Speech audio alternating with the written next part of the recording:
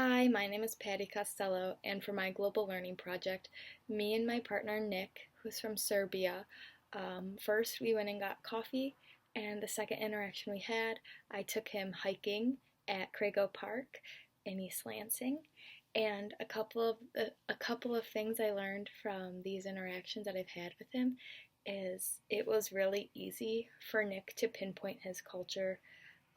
He knew what he valued, he knew the significance of his culture, and I was the opposite. I had no idea. I still struggle really hard with defining my own culture, um, and I think that has a lot to do with the fact that Nick has to hold on to his culture so much because he's in a place that is pretty culturally different from what he's used to. He even mentioned after graduation he really wants to hold on to his Serbian roots because he doesn't want to lose what's important to him. And I think the fact that I grew up in Michigan, I haven't really left Michigan that much.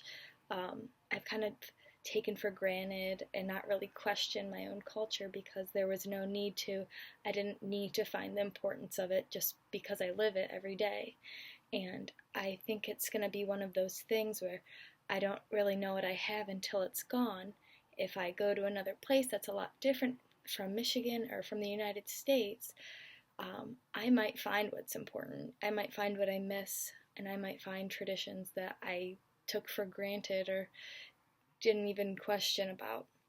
And what in our second interaction, one of the biggest things that I learned was about myself was I really like having common ground in conversation. When you're at Crago Park, you don't have the best cell reception, so you really have to make conversation with your partner. And if I couldn't think of a common ground topic, there was no conversation going. There were a lot of awkward silences. And I think the reason I like having that common ground is because I don't want to come off as ignorant or offensive to someone else. I really wanted Nick to think that I knew what I was talking about, or that I just accepted at face value what he told me about his culture. And I think I do this, and it's not just with Nick, I think I do it in general. I just don't want to look bad. I've set standards for myself, and I want to make sure that people think I'm smart and people think I know what I'm talking about. I was taught by my parents and at school that, be polite, accept that others are different, but I wasn't really taught to question why others are different. I was just really taught to accept that, yeah, people are different. And I think that has a lot to do with it as well. And I think also, I think it's a pretty American thing to do, especially American millennial thing, to not want to come off as ignorant or offensive. I know that I really want to sound like I know what I'm talking about, and I'm sure that a lot of other people my age have the same feeling. None of us want to come off as stupid or offensive in any way, shape, or form, so we usually play it safe. And another thing that I think a lot of millennials do, especially, including myself, is surround ourselves with like-minded people. My friends are very similar to me. I don't think that's an accident. I don't think that was random. I think whether I knew it or not, chose people who I knew would accept me and not question my decisions, and that they would always support the decisions that I make.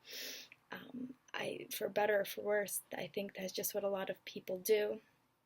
And I think we do this because of that positive self-image that we want to keep.